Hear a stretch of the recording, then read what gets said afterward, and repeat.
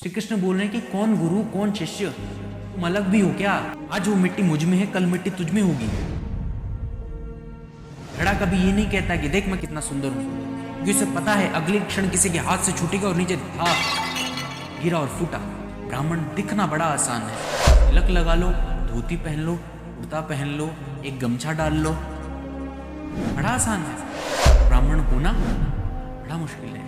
अब देखिए अपने आसपास, ब्राह्मण की वेशभूषा में तो सब मिल जाएंगे, लेकिन ब्राह्मण के कर्तव्यों को करते बहुत कम लोग मिलेंगे। इसीलिए जब भक्ति का मार्ग कोई अपनाता है ना, तो अपने भावों को शुद्ध करता है, यानी मन को साफ बनाने का प्रयास करता है। और जब कोई ज्ञान के मार्ग के ऊपर आगे बढ़ता है, तो वो अपनी बुद्धि को तीक्ष्ण करता जाता है, बहुत पैनी करता जाता है, बहुत पैनी करता जाता है, विवेक को बढ़ाता जाता है।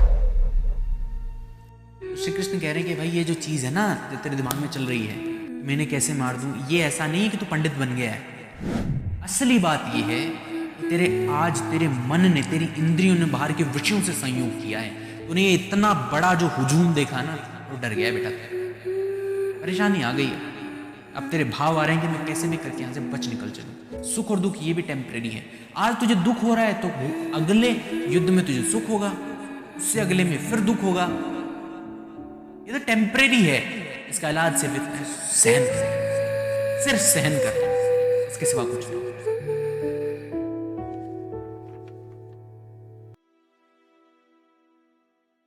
पिछली वीडियो में जो अर्जुन ने जितना भी संताप किया, जितनी भी प्रॉब्लम्स अपनी बताई, जितना भी सब कुछ उसने किया, पहले तो बात, यदि आपने वो वीडियो नहीं देखी है तो पहले जाकर वो वीडियो देखिए, जिसका लिंक ऊपर आपके आई बटन में आ रहा होगा। वो वीडियो ज़रूर देखिएगा और थंबनेल भी मैं लगा दूंगा। ये वाली वीडियो है, जाके आपको देखनी है। अगर आपने वो वीडियो देख ली है तो कंटिन्यू कीजिए। अब अर्जुन ने श्री कृष्ण को जितनी भी बातें बतानी थी बता दी। मुझे ये प्रॉब्लम है, ये प्रॉब्लम है, ये प्रॉब्लम है, मैं इनको कैसे मारूं, ये तो मेरे गुरुजन हैं, मैं इनको कैसे मारूं, ये तो मेरे ही लोग हैं, इनको कैसे मारूं, ये तो मेरे लोग हैं, इन्हें मार दूंगा तो ये हो जाएगा, इन्हें मार दूंगा तो ये हो जाएगा। ये सारी बातें उसने की हैं। अब श्री कृष्ण समझ जाते हैं कि बेटे की स्थिति क्या है। ये जो है आइडेंटिटी क्राइसिस से गुजर रहा है। ऐसे दो डर हैं, या तो मैं के खो जाने का या मैं ही के खो जाने का। मैं के खो जाने का मतलब मैं से कुछ टूट के गिरेगा। वो कुछ क्या है? वो कुछ इसके रिश्तेदार हो सकते हैं, वो कुछ इसके दुश्मन हो सकते हैं, वो कुछ इसके कुछ हो सकते हैं। ये मैं वाली स्थिति है। और मैं ही वाली यानी इसका ही अंत हो जाना, इसका ही मर जाना, ऐसी स्थिति। श्री कृष्ण इस बात को समझ जाते हैं कि इसकी प्रॉब्लम क्या है, इसकी स्थिति क्या है। अब श्री कृष्ण बोलना शुरू करेंगे। अर्जुन ने श्री कृष्ण को डोर जो है उनके हाथ में दे दी है, जो कमान है वो श्री कृष्ण के हाथ में आ गई। अब श्री कृष्ण को कहा है अर्जुन ने कि श्री कृष्ण मुझे बताइए, मैं आपका शिष्य हूं, आपके शरण में आया हूं, मुझे क्या करना चाहिए, please guide me Shri Krishna. अब श्री कृष्ण जब बोलना शुरू करते हैं, यहाँ पे धृतराष्ट्र को संजय बता रहे हैं कि वहां पर क्या क्या हो रहा है। भगवत गीता जो है हमें जो बताई है वो संजय ने बताई है, यानी संजय धृतराष्ट्र को बता रहा है कि वहां ये हो रहा है। श्री कृष्ण ने उसको ये बोला, ये बोला, ये बोला, यानी ये जितनी भी नरेशन जो है वो उसकी है, संजय की। Narrator is Sanjay. अब संजय कहता है धृतराष्ट्र को कि हे भरतवंशी धृतराष्ट्र, अंतर्यामी श्री कृष्ण महाराज दोनों सेनाओं के बीच में शोक करते हुए उस अर्जुन को हंसते हुए ये वचन बोले। समझ रहे हैं बात को? मैंने पिछली वीडियो में आपको बताया था अर्जुन जो भी बातें बोल रहा है ना, श्री कृष्ण को सब समझ में आ रहा है कि वो किस प्रॉब्लम से गुजर रहा है। वो आके खड़ा तो हो गया है महाराज यहाँ पे, मुझे लड़ना है, लड़ना है, लड़ना है, लड़ना है। अब जब सामने आई स्थिति तो पैर कांप रहे हैं। अब वो बहाने बना रहा है, इनको कैसे मारूं यार, ये तो गुरुजी है मेरे, ये इन्हें यार, ये तो मेरे भाई हैं, इन्हें कैसे मार दूं, ये तो मेरे यार पोते वगैरह हैं, इनको कैसे मार दूं। ये प्रॉब्लम आ रही है। श्री कृष्ण हंस गए। श्री कृष्ण को पता है इसके साथ प्रॉब्लम क्या चल रही है और समझ गए, इसीलिए श्री कृष्ण हंसते हैं, मुस्कुराकर उसे कहते हैं कि बेटा, अब श्री कृष्ण बोलना शुरू करेंगे। अब हम एक काम कर लेते हैं, जितना हमें पढ़ना है उसे एक बार पढ़ लेते हैं, फिर उसके बाद में हम एक एक करके बातों को समझेंगे। श्री कृष्ण कहते हैं, हे अर्जुन, तू न शोक करने योग्य मनुष्य के लिए शोक करता है और पंडितों के से वचन को कहता है, परंतु जिनके प्राण चले गए हैं उनके लिए और जिनके प्राण नहीं गए हैं उनके लिए भी पंडित जन शोक नहीं करते हैं। न तो ऐसा ही है कि मैं किसी काल में नहीं था, तू नहीं था, अथवा ये राजा लोग नहीं थे, और न ऐसा है कि इससे आगे हम सब नहीं रहेंगे। जैसे जीवात्मा की इस देह में बालकपन, जवानी और वृद्धावस्था होती है, वैसे ही अन्य शरीर की प्राप्ति होती है। उस विषय में धीर पुरुष मोहित नहीं होता। हे कुंती पुत्र, सर्दी, गर्मी, दुख और सुख को देने वाले इंद्रिय और विषयों के संयोग तो उत्पत्ति, विनाशशील और अंत्य हैं। इसीलिए हे भारत, उनको तू सहन कर, क्योंकि हे पुरुष श्रेष्ठ, दुख और सुख को समान समझने वाले जिस धीर पुरुष को ये इंद्रिय और विषयों के संयोग व्याकुल नहीं करते हैं, वह मोक्ष के योग्य होता है। वाह, क्या बात बोली श्री कृष्ण ने। ये जो बातें बोली हैं श्री कृष्ण ने, अल्टीमेट हीरा, गोल्ड, डायमंड, जिसकी भी तुलना आप इससे करना चाहें कर लीजिए। इतना खतरनाक है श्री कृष्ण का ये वक्तव्य। श्री कृष्ण बोलना शुरू करते हैं तब श्री कृष्ण कहते हैं कि भाई साहब, आप न शोक करने वाले मनुष्य के लिए तो शोक करते हो और पंडितों के से वचनों को कहते हो। आप मुझे एक बात बताइए, क्या इनके लिए शोक करना चाहिए? इससे श्री कृष्ण का अर्थ ये नहीं है कि भाई ये कुछ बेकार लोग हैं या फिर अच्छे लोग हैं ना। श्री कृष्ण इस बात में नहीं जा रहे हैं। अभी श्री कृष्ण कह रहे हैं कि आप जिनके लिए शोक नहीं करना चाहिए, जिस चीज के शोक के लिए शोक नहीं करना चाहिए, उसके लिए तो शोक कर रहे हो और पंडितों के से वचनों को कह रहे हो। ऐसे पंडित आपको बहुत मिल जाएंगे दुनिया में, जैसा अर्जुन बनने का प्रयास कर रहा है। श्री कृष्ण ने वही रग पकड़ी है जिसकी हम बात कर रहे थे। एग्जैक्ट वहां निशाना मारा है जहां अर्जुन की प्रॉब्लम है। अगर आप पंडित ही हैं, अगर आप विद्वान ही हैं, तो आपको कम से कम ये पता होना चाहिए ना कि ये आज हैं, कल नहीं है। ये जो शरीर है ये तो मिथ्या है, इसका आना जाना तो लगा रहता है। यहां एकदम अद्वैती हो गए हैं श्री कृष्ण, अद्वैत दर्शन दे रहे हैं कि भाई तू जिनके लिए शोक कर रहा है, ये ऐसा थोड़ी है कि कभी नहीं थे। नहीं, इनके अंदर जो तत्व है, जो परमात्मा तत्व, वो तो सदा था, सदा है, सदा रहेगा। और जो अनित्य चीज है वो तो आज है, कल थी, कल नहीं होगी। अनित्य चीज के लिए क्या डरना? ये किताब, इस किताब में जो नित्य चीज लिखी है, जो गोल्डन वर्ड्स इसमें लिखे हैं, वो आज हैं, कल भी थे, कल भी रहेंगे। जो अल्टीमेट सनातन ज्ञान जो इसमें है, तो मैं इसलिए थोड़ी डरूंगा कि कल को मान लीजिए रूम में आग लग जाए तो ये अगर जल जाए तो मैं इसके लिए रोऊं कि भगवत गीता जल गई। क्या भगवत गीता जल सकती है? क्या भगवत गीता का ज्ञान जल सकता है? नहीं। किताब जल सकती है, शब्द जल सकते हैं, पन्ने जल सकते हैं। और पन्ने तो मैं कहता हूं कि आज यदि जल गए तो कल वापस बन जाएंगे। वो राख जो किसी पेड़ में जाके गिरेगी, वो किसी पेड़ के रूप में वापस उगेगी और फिर उस पेड़ की कटाई होगी और उससे पन्ने बन जाएंगे, वापस उसके ऊपर भगवत गीता छप जाएगी। इसीलिए श्री कृष्ण कहते हैं कि भाई तू जो वचन कह रहा है ना पंडितों वाले, कि इन्हें मारने से तो मुझे पाप लग जाएगा, इन्हें यदि मार दूंगा तो ये हो जाएगा, फलाना हो जाएगा, ढिमाका हो जाएगा, ये हो जाएगा, वो हो जाएगा। पंडित बनना बड़ा आसान है बेटा, लेकिन पंडितों की जो बात है ना वो समझ। यदि तू पंडित ही बनना चाहता है तो अब आप आगे समझाएंगे श्री कृष्ण से सांख्य योग कि बेटा तूने जो ज्ञान की बातें की है ना, ज्ञान की बातें मैं बताता हूं तुझे। दूसरे अध्याय में श्री कृष्ण पूरा सांख्य योग समझाएंगे कि क्या है क्या नहीं है। लेकिन अभी श्री कृष्ण शुरुआत कर रहे हैं। वो कह रहे हैं कि भाई तू पंडितों के यदि वचन को कह रहा है, यदि कह रहा है कि भाई ऐसा होना चाहिए, वैसा होना चाहिए, गुरु को मैं कैसे मार सकता हूँ, गुरु के तो लिए मैं तो शिष्य हूँ, उन्हें मार दूंगा तो मुझे पाप लगेगा। श्री कृष्ण बोल रहे हैं कि कौन गुरु कौन शिष्य, तुम अलग भी हो क्या? आज वो मिट्टी मुझ में है, कल मिट्टी तुझ में होगी। घड़ा कभी ये नहीं कहता कि देख मैं कितना सुंदर हूं, क्योंकि उसे पता है अगले क्षण किसी के हाथ से छूटेगा और नीचे गिरा और फूटा, और अगले दिन उसे पीस कर वापस नए घड़े के रूप में, या फिर कुछ कण इस घड़े के, कुछ कण दूसरे घड़े से और मिलकर एक नया दीपक बनकर तैयार हो जाएगा। ये तो फॉर्म्स हैं, बनती और मिटती रहती हैं। श्री कृष्ण कहते हैं कि यदि तू पंडितों के से ही वचन को कहता है तो ये बात बोलना। पंडित होना बड़ा आसान है। तिलक लगा लिया, रुद्राक्ष माला धारण कर ली और चल दिए ज्ञान देने सबको। बहुत हैं अर्जुन जैसे पंडित आज दुनिया में जो कहते हैं कि क्या लेकर आए थे, क्या लेकर जाओगे भगवान, इस बात में ये कहते हैं। बहुत हैं, लेकिन जो असली तत्व को समझते हैं बहुत कम लोग हैं। श्री कृष्ण यहाँ ये बता रहे हैं। श्री कृष्ण कह रहे हैं कि भाई एक बात बता कि न तो ऐसा है कि मैं किसी काल में नहीं था, न ऐसा है कि तू किसी काल में नहीं था, और न ऐसा है कि ये राजा लोग थे। श्री कृष्ण ने ये बात बोली है, किसके लिए बोली है? जाहिर सी बात है शरीर के लिए तो नहीं ही बोली है, क्योंकि शरीर तो पता है कि किसी टाइम पे नहीं था, आज है, किसी टाइम पे नहीं होगा। ये प्रैक्टिकल रियलिटी है, इसके ऊपर आपको ज्यादा सोचने की जरूरत नहीं है। श्री कृष्ण जिस चीज की बात कर रहे हैं, आत्मा,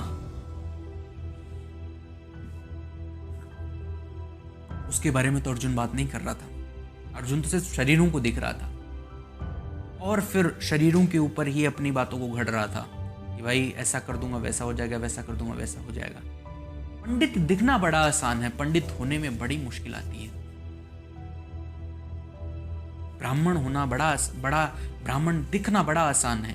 तिलक लगा लो, धोती पहन लो, कुर्ता पहन लो, एक गमछा डाल लो, बड़ा आसान है। और ब्राह्मण होना बड़ा मुश्किल है। कहते हैं ना, ब्राह्मण के 6 काम होते हैं: शिक्षा लेना, शिक्षा देना, यज्ञ करना, यज्ञ कराना, और दान लेना और दान देना। ये 6 काम जो व्यक्ति करता है उसे ब्राह्मण कहते हैं।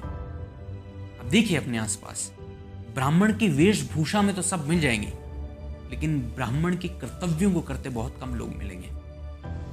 यही बात श्री कृष्ण कह रहे हैं यहाँ पे। बेटा, ये जो आत्म तत्व है, जो नित्य है, जो किसी में कभी नहीं बदलने वाला है, वो तो सदा था, सदा है और सदा रहेगा। यदि तू इतनी फिलॉसफी झाड़ रहा है, इन्हें मारने से ये हो जाएगा, वो हो जाएगा, तो भाई पूरा जाना फिर फिलॉसफी में डीप एकदम। क्या तू जिसे मारेगा वो एक ऐसी चीज है जो तेरे बिना मारे नहीं मरती? नहीं। अगर तू नहीं मारता तो मर जाती, आज नहीं 10 साल बाद मर जाती। और क्या तू उसको मार सकता है जो कभी नहीं मरेगी? नहीं। इतनी भी कोशिश कर ले तो आत्मा को थोड़ी मार सकता है। यहां श्री कृष्ण यही कह रहे हैं कि भाई कोई ऐसा काल नहीं था कि जब तू नहीं था, मैं नहीं था, ये राजा लोग नहीं थे। यानी हम में जो परमानेंट चीज है, जो आत्मा है, हमेशा थी, हमेशा है और हमेशा रहेगी। तो क्या बात कर रहा है? इन्हें मारकर क्या कर देगा तू? मार भी नहीं सकता है। श्री कृष्ण यहां यही समझाना चाहते हैं कि भाई तू जो बात बोल रहा है, वो बात तो शुरू तो तूने अच्छी कर दी, लेकिन तू उसमें कम से कम डीप जा। ब्राह्मण दिखना आसान है, होना बड़ा मुश्किल है। श्री कृष्ण कह रहे हैं कि भाई तू जिन राजा लोगों को मारने की बात कर रहा है, तू ज्यादा से ज्यादा उनके शरीरों को मार सकता है, उनकी आत्मा को तो तू हाथ भी नहीं लगा सकता है। यदि मैं युद्ध में मर जाऊं तो मैं भी ऐसा नहीं है कि मैं वो मर गया जो कभी नहीं मरने वाला था। वो मरेगा जो आज नहीं तो 10 साल बाद मर जाता। और तू भी यदि मरेगा तो तेरा भी वो हिस्सा मरेगा जो आज से 10 साल बाद मरने ही वाला था। वो हिस्सा तो बिल्कुल नहीं मरेगा जो कभी नहीं मरने वाला था। इसके बाद श्री कृष्ण यहां कहते हैं कि जैसे जीवात्मा की इस देह में बालकपन, जवानी और वृद्धावस्था होती है, वैसे ही अन्य शरीर की प्राप्ति होती है। उस विषय में धीर पुरुष मोहित नहीं होते। सोच के देखिए, आप बचपन में जो व्यक्ति थे, मान लीजिए आपका नाम है दिव्यांग, क्या दिव्यांग बचपन में जो था आज वही दिव्यांग है? सोच के देखिए, आप में क्या वो बचा हुआ है जो बचपन के दिव्यांग में था? क्या आपकी बॉडी की सेल्स वही हैं? साइंस ये कहती है कि हर 7 साल में आपकी बॉडी पूरी तरीके से कन्वर्ट हो जाती है। आप में वो सेल एक भी प्रेजेंट नहीं होती जो 7 साल पहले थी। यानी इसका अर्थ शारीरिक रूप से तो वो दिव्यांग आज मौजूद नहीं है। फिर मन, क्या जैसा मन दिव्यांग का बचपन में था वैसा ही आज है? क्या वो वही बातें सोचता है जो वो बचपन में सोचता था। बचपन में तो वो ये सोचता था कि मेले से कैसे जैसे करके मैं एक गाड़ी ले आऊं और उसको छत पे आराम से चलाऊं। क्या आज वो दिव्यांग भाई सोचता है? नहीं, बदल गया। शारीरिक रूप से बदल गया, मानसिक रूप से बदल गया, भावनात्मक रूप से बदल गया, सामाजिक रूप से भी बदल गया। जिन लोगों में वो पहले बैठता था, बच्चों में बैठता था, आज क्या उन बच्चों में बैठता है? उनके तो नाम भी याद नहीं होंगे दिव्यांग को। तो आप में बचा क्या रह गया? शरीर बदल गया, समाज बदल गया, मनस्थिति बदल गई, सब बदल गया। फिर भी मैं कहता हूं कि मैं वही हूं जो 10 साल पहले था। कैसे हो भाई? आप तो एंटायरली चेंज्ड हो। आप में जो परमानेंट था वो तो आपका शरीर हो ना हो तब भी रहेगा, यानी आपकी आत्मा। वो तो शरीर से पहले भी थी, बाद में भी रहेगी और अभी भी है। शरीर जो है वो क्षण टू क्षण चेंज हो रहा है, सेकंड टू सेकंड चेंज हो रहा है। 1 सेकंड पहले जैसा आपका शरीर था अभी वो नहीं है। वीडियो जब मैंने शुरू की थी, जो गिरीश बैठा था वो उठेगा नहीं।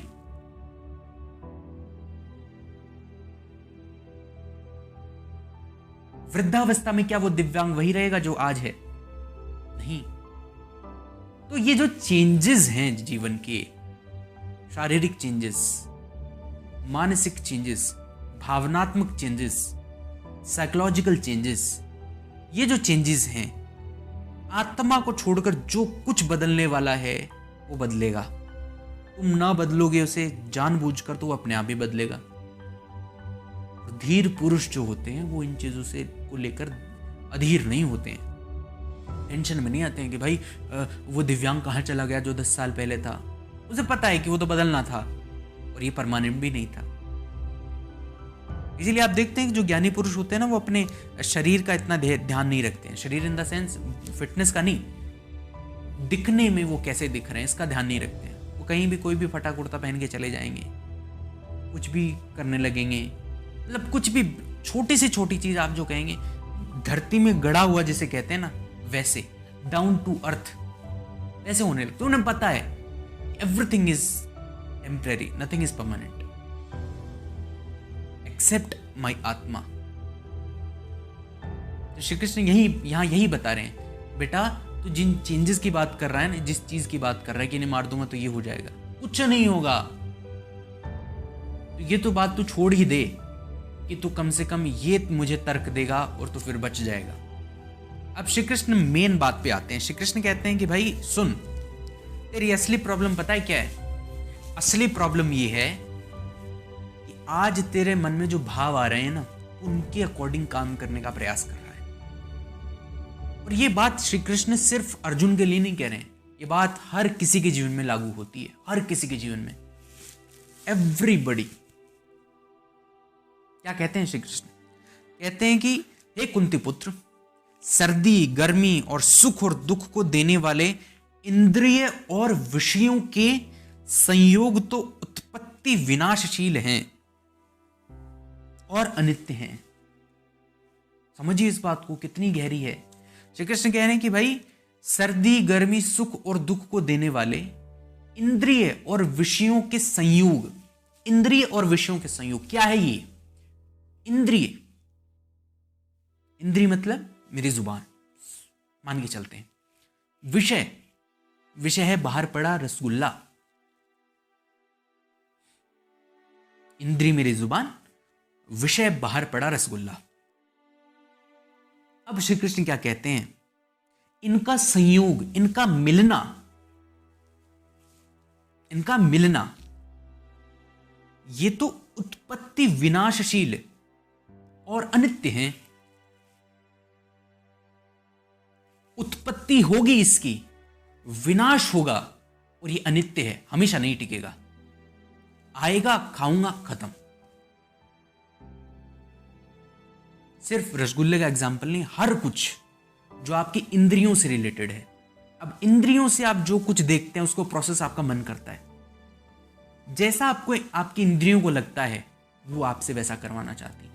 आज आपकी इंद्रियों का संयोग बाहर के इन योद्धाओं से हुआ है। बाहर के योद्धाओं को आपने देखा और अब आपको डर लग रहा है और अब आप उसके अकॉर्डिंग काम कर रहे हो। हर आदमी ऐसे ही काम करता है, हर आदमी, हर आदमी, कोई भी हो चाहे। मुझे रसगुल्ला पसंद है, बाहर मैंने देखा, मेरी इंद्री का उसके साथ संयोग हुआ और उससे सुख दुख मिलेगा। सुख मिलेगा मतलब, और श्री कृष्ण कह रहे हैं कि ये जो सिनेरियो है ना, ये अनित्य है, ये कभी नहीं टिकने वाला है, ये कुछ देर रहेगा बस। उत्पत्ति होगी, विनाश होगा, और ये अनित्य है। इसीलिए हे अर्जुन, तू इसको सहन कर, कोई इलाज नहीं है इसका, सहन करो। ये बात श्री कृष्ण ने जो बोली है ना, आज की न्यूरोसाइंस इसको बड़ी बखूबी मानती है। माना क्या जाता है, ये प्रूवन है। आपके यहां पे इस एरिया में सामने ऊपर में प्रीफ्रंटल कॉर्टेक्स है, जिसे आप इंसानी दिमाग का सबसे ताजा इवोल्यूशन कह सकते हैं। मतलब इंसान को जो सबसे नया दिमाग है वो है प्रीफ्रंटल कॉर्टेक्स। आपके पीछे थोड़ा सा नीचे मतलब लिम्बिक सिस्टम, ये सबसे पहले बना था। ये है जानवरी दिमाग। ये जैसा कहेगा आप, हम आमतौर पर वैसा करते हैं। ये भावनात्मक दिमाग है, जो बोलते हैं ना कि मन जैसा कराता है हम वैसा ही करते हैं।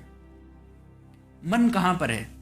यहां पर, यहां पर, यहां पर, यहां पर, यहां पर नहीं, यहां पर लिम्बिक सिस्टम आपका मन है। मन जैसा कराता है हम वैसा करते हैं। मन कहता है कि बाहर रसगुल्ला पड़ा उसे खा ले, मन कहता है बाहर रसमलाई पड़ी उसे खा ले। फिर आप देखते हैं कई बार आपके दिमाग में विरोध आता है, नहीं खानी भाई। मन तो कभी विरोध नहीं करता, मन तो कहता है खाना है। विरोध कौन करता है? गलत को गलत कौन बताता है? सही को सही कौन बताता है? ये प्रीफ्रंटल कॉर्टेक्स। जिस इंसान का ये दिमाग जिंदा हो गया ना, जितना ज्यादा वो उतना ही ज्यादा मनुष्य है। और जो इसके भरोसे चलता है, लिम्बिक सिस्टम के भरोसे चलता है, वो उतना ही ज्यादा पछड़ता जाता है, उतना ही ज्यादा। इंसान जब प्रीफ्रंटल कॉर्टेक्स की सुनने लगेगा, तब वो अपने आप धीरे धीरे धीरे धीरे धीरे धीरे धीरे धीरे इंसानियत की तरफ बढ़ता जाएगा। श्री कृष्ण यही कह रहे हैं कि भाई ये तेरा जो लिम्बिक सिस्टम है ना, मन है, इससे ये इंद्रियों को कंट्रोल करता है। अब मान लीजिए मेरे मन को जो पसंद है और वो चीज जिस इंद्री से प्राप्त की जा सकती है, उस इंद्री पे कंसंट्रेट करेगा। बाहर मान लीजिए रसगुल्ला पड़ा है, तो ये इंद्री ये काम कर सकती है अभी फिलहाल। सबसे पहला मन को तो ये चाहिए, लिम्बिक सिस्टम को तो चाहिए। लिम्बिक सिस्टम पूरा भावनात्मक खेल है। लिम्बिक सिस्टम तो कहता है कि भाई भावना पे चलो, ये कहता है ना भावना पे मत चलो भाई, आप चलो बुद्धि पे, विवेक पे। इसीलिए जब भक्ति का मार्ग कोई अपनाता है ना, तो अपने भावों को शुद्ध करता है, यानी मन को साफ बनाने का प्रयास करता है। और जब कोई ज्ञान के मार्ग के ऊपर आगे बढ़ता है, तो वो अपनी बुद्धि को तीक्ष्ण करता जाता है, बहुत पैनी करता जाता है, बहुत पैनी करता जाता है, विवेक को बढ़ाता जाता है। यानी भक्ति का मार्ग यहां से चलता है और ज्ञान का मार्ग यहां से चलता है। आप इसको जब शुद्ध करते जाते हैं, कहते हैं ना कि भावना में जब तक भाव है वैसे कुछ है नहीं। वो क्या है? आपके भावों को शुद्ध करने की बात है। आप अपने भावों को संसार से हटाकर भगवान में लगाने लग जाएंगे, तब आप जो भी कुछ करेंगे अच्छा करेंगे। आपके भावों को शुद्ध करने की बात है। लेकिन जब कोई ज्ञान के मार्ग के ऊपर आगे बढ़ता है, तब यहां से बढ़ना पड़ता है, उसे भावों से नहीं चलना होता है। तो इसीलिए मैं क्या कह रहा था कि जब मन को दिखता है कि भाई अभी फिलहाल रसगुल्ले को लाने के लिए ये इंद्री काम आएगी, तो ये इस इंद्री को भगाएगा, ये इंद्री उसे उठाएगी। फिर अब क्या करना है? सबसे पहले तो मान लीजिए इंद्री आंख ने देखा, हाथ ने उठाया, मुंह ने खा लिया, मन को मजा आ गया। बस आपका मन क्या कहेगा? बस ठीक, हाँ हो गया मेरा काम। अब तू चाहे मोटा हो, पतला हो, तेरे डायबिटीज हो, मुझे नहीं पता, शुगर हो, कुछ हो, मुझे कोई मतलब नहीं है। यदि आप उसको नहीं खाते ना, आप सिर्फ एक की मान के नहीं खाते, इसकी। ये प्रीफ्रंटल कॉर्टेक्स आपको रोकता। अगर आप इसकी बात सुन लेते तो, बोलता तो हमेशा है ये, लेकिन हम इसकी बात को दबा देते हैं। श्री कृष्ण यहां पे यही कह रहे हैं कि भाई इंद्रिय और विषयों का संयोग, विषय मतलब बाहर की कोई भी वस्तु, मेरे जेनिटल ऑर्गन के लिए फीमेल हो सकती है, वो भी बाहर की वस्तु एक तरीके से। मेरा ये मन तो उसे ऑब्जेक्ट की तरह ही देख रहा है, प्रेमिका की तरह तो मन नहीं दिखेगा 100%। फिर जलेबी है, जलेबी को भी ये ऑब्जेक्ट की तरह देख रहा है कि मैं इसे कैसे भी करके खा लूं। फिर बाहर जो भी चीजें दिख रही हैं कि भाई इससे मुझे खतरा है और मुझे इससे नहीं लड़ना चाहिए, जाके छुप जाना चाहिए, ये भी कंट्रोल मन कर रहा है। तो श्री कृष्ण कह रहे हैं कि भाई ये जो चीज है ना जो तेरे दिमाग में चल रही है, मैंने कैसे मार दूं, ये ऐसा नहीं है कि तू पंडित बन गया है। असली बात ये है कि तेरे मन ने, तेरी इंद्रियों ने बाहर के विषयों से संयोग किया है। तूने ये इतना बड़ा जो हुजूम देखा ना, और डर गया है बेटा, तू परेशानी आ गई। अब तेरे भाव आ रहे हैं कि मैं कैसे भी करके यहां से बच निकल चलूं। तेरा लिम्बिक सिस्टम कह रहा है कि चलो भाई साहब यहां से मर जाएंगे वरना। तेरा लिम्बिक सिस्टम कह रहा है कि तू लड़ लेगा ना तो तेरा मैं डैमेज हो जाएगा, खत्म हो जाएगा। तो इसीलिए वो आपको कह रहा है रन अवे। और श्री कृष्ण कह रहे हैं कि भाई ये जो चीज है ना, ये अनित्य है, उत्पत्ति विनाशशील और अनित्य है। यानी ऐसा नहीं है कि ये चीज आज हो गई है और फिर एक बार होगी फिर नहीं होगी। ये जो दुख है ना, क्या गारंटी है कि आज तेरी इंद्रियों ने विषयों से संयोग किया है तो आगे बाहर जब तू चला जाएगा तो फिर से नहीं करेंगे? बिल्कुल करेंगे, फिर से तुझे सुख और दुख होगा। आज तेरी इंद्रियों ने बाहर के हुजूम से जो विषयों से जो संयोग किया है, जो इनका जुड़ाव हुआ है, तुझे डर लग रहा है। मान ले तू दूसरे युद्ध में चला जाता, वहां भी तेरी इंद्रियां बाहर के हुजूम से संयोग करती और वहां तेरे को मजा आ जाता। क्यों? क्योंकि वहां तो तेरा मैं जुड़ा हुआ नहीं ना उन लोगों से। तुझे पता है कि मैं कंट्रोल कर लूंगा, I can do anything in front of them, I can definitely conquer them. फिर तुझे सुख होता। श्री कृष्ण यहां यही कह रहे हैं कि भाई सर्दी गर्मी और सुख दुख को देने वाली इंद्रियों और विषयों के संयोग तो उत्पत्ति विनाशशील और अनित्य हैं। यानी जो सर्दी गर्मी आपको देता है, आपकी इंद्रियां ही तो देती हैं। टेम्परेरी है ये, आएगा जाएगा, आएगा जाएगा, आएगा जाएगा। सुख और दुख ये भी टेम्परेरी है। आज तुझे दुख हो रहा है तो अगले युद्ध में तुझे सुख होगा, उससे अगले में फिर दुख होगा। ये तो टेम्परेरी है। इसका इलाज सिर्फ इतना है, सहन कर, सिर्फ सहन कर, इसके सिवा कुछ नहीं। और आज का न्यूरोसाइंस यही कहता है कि जब आपके प्री फ्रंटल कॉर्टेक्स की और लिम्बिक सिस्टम की लड़ाई हो रही होती है, उस टाइम पे लिम्बिक सिस्टम को नो कहना ही पड़ता है। इसके सिवा कोई इलाज नहीं है।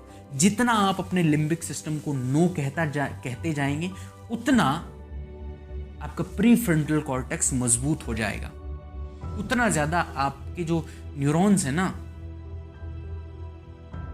उनका जाल ऐसा बन जाएगा कि वो प्री फ्रंटल कॉर्टेक्स की ही मानेंगे, लिम्बिक सिस्टम की मानना बंद कर देंगे। तो आप कई लोगों को देखते हैं, they are very disciplined in their life, बहुत ज़्यादा डिसिप्लिन्ड है। ऐसा नहीं कि वो सदा से ही है, हो सकता है कई लोग 1-2 हज़ार में से 1-2 हों, उनका न्यूरो लिंग्विस्टिक प्रोग्रामिंग पहले से ऐसी हो रखी हो। लेकिन जो डिसिप्लिन अपने आप में लाता है, कहते हैं ना 21 दिन में कोई भी आदत बनाई और बिगाड़ी जा सकती है। इसका मतलब क्या है? 21 दिन लगते हैं कम से कम न्यूरो पाथवेज को बनने में, न्यूरॉन्स को आपस में कनेक्ट होने में, ताकि वहां से इंफॉर्मेशन ट्रांसफर हो सके और फिर वो आसान हो जाता है वो रास्ता। लिम्बिक सिस्टम से वो रास्ता कटता जाता है, धीरे धीरे हटता जाता है और आपका प्री फ्रंटल कॉर्टेक्स मजबूत हो जाता है। श्री कृष्ण यही कह रहे हैं कि बेटा इसे तो नो ही कहना पड़ेगा। कोई गंदी आदत यदि आप छोड़ना चाहते हैं तो उसे नो कहने के अलावा कुछ नहीं है। इसे सहन करो, बस नो कहो और आगे बढ़ो, नो कहो और आगे बढ़ो, नो कहो और आगे बढ़ो, नो कहो और आगे बढ़ो। जब भी आपके मन में कोई चीज आए कि यार उठना नहीं, उठना नहीं, उठना नहीं, उठना नहीं है, नहीं उठना है, लिम्बिक सिस्टम कहेगा नहीं उठना, प्रीफ्रंटल कॉर्टेक्स कहेगा उठना है, नो कहो और उठ जाओ। मेरा दोस्त है एक, जब मैंने पिछली वीडियो बनाई तो उसने कहा कि भाई अपनी 99.99% लाइफ तो तू बता रहा था कि सब कंट्रोल्ड है, फिर अपने हाथ में क्या है? ये है अपने हाथ में। जिस दिन आप अपने प्री फ्रंटल कॉर्टेक्स की बात मानने लग जाएंगे ना, डिसीजन, चुनाव आपके हाथ में है, कि आप किसकी मानेंगे, लिम्बिक सिस्टम की या प्रीफ्रंटल कॉर्टेक्स की? ये है आपके हाथ में। और ये 0.1 ही इतना ज़्यादा स्ट्रांग है कि आपकी 99.99% लाइफ को चेंज कर सकता है। जिस आदमी ने अपने प्रीफ्रंटल कॉर्टेक्स की सुन ली, लिम्बिक सिस्टम को नो कहना शुरू कर दिया, he can be what ever he want, what ever. और यहां सिर्फ इतनी सी बात है। आगे श्री कृष्ण अंत में कहते हैं, इस वार्ता को यहीं बंद करेंगे। आगे एक बात जो श्री कृष्ण ने कही है जो जरूरी है जाननी, क्योंकि हे पुरुष श्रेष्ठ, दुख और सुख को समान समझने वाले जिस धीर पुरुष को ये इंद्रिय और विषयों के संयोग व्याकुल नहीं करते वे मोक्ष के योग्य। वाह वाह वाह वाह, क्या बोला है कि जो इंसान सुख और दुख में अपने आप को अडिग रख लेता है, इस लिम्बिक सिस्टम की नहीं सुनता है। जब बहुत ज्यादा सुख आए तो बहुत ज्यादा ओवर एक्साइटेड ना हो जाए, वो बहुत ज्यादा कुछ वादे ना कर दे। जब बहुत ज्यादा दुख आए तो कोई गलत डिसीजन ना ले ले, गुस्सा आए तो कोई गलत कदम ना उठा ले। जब उसके लिम्बिक सिस्टम उसे कहता है कि भाई अब तो गुस्सा आ रहा है, बाहर कुछ ऐसी सिचुएशन हो गई है जिससे मेरा मन, जो बाहर के विषय हैं, कुछ ऐसी सिचुएशन आ गई कि मेरा मन बेकार परेशान हो रहा है, अब वो कह रहा है कि कुछ तो बेकार यार डिसीजन ले ले। और जब कोई धीर पुरुष उस समय रुक जाए, जब वो व्याकुल उस समय ना हो, वो आदमी पक्का मोक्ष के लायक है। मोक्ष मिल सकता है उसे। मोक्ष क्या है? मुक्ति मतलब ये नहीं कि बादलों में जाके आप कहीं आराम कर, नहीं। मोक्ष, मोह का क्षय ही मोक्ष है। जिस दिन आपका मोह हट गया, मोह टूट गया, यू आर एनलाइटेंड बीइंग, मोक्ष के योग हैं आप। यहां श्री कृष्ण यही कह रहे हैं कि बेटा, आज तो तुझे ये अपने विषयों के साथ तेरी इंद्रियों ने संयोग किया है, क्या गारंटी है कि अगले युद्ध में तुझे दुख नहीं होगा? क्या गारंटी है कि आज के बाद कभी दुख नहीं होगा? क्या गारंटी है कि कभी तेरा विषयों के साथ संयोग नहीं होगा? गारंटी दे दे कि तेरा लिम्बिक सिस्टम या फिर तेरा मन तुझे कभी नहीं कहेगा कि बेटा ये कर। आज यदि तू ये गारंटी दे देगा तो मेरे तरफ से आज चला जा, लेकिन ऐसा होता नहीं है।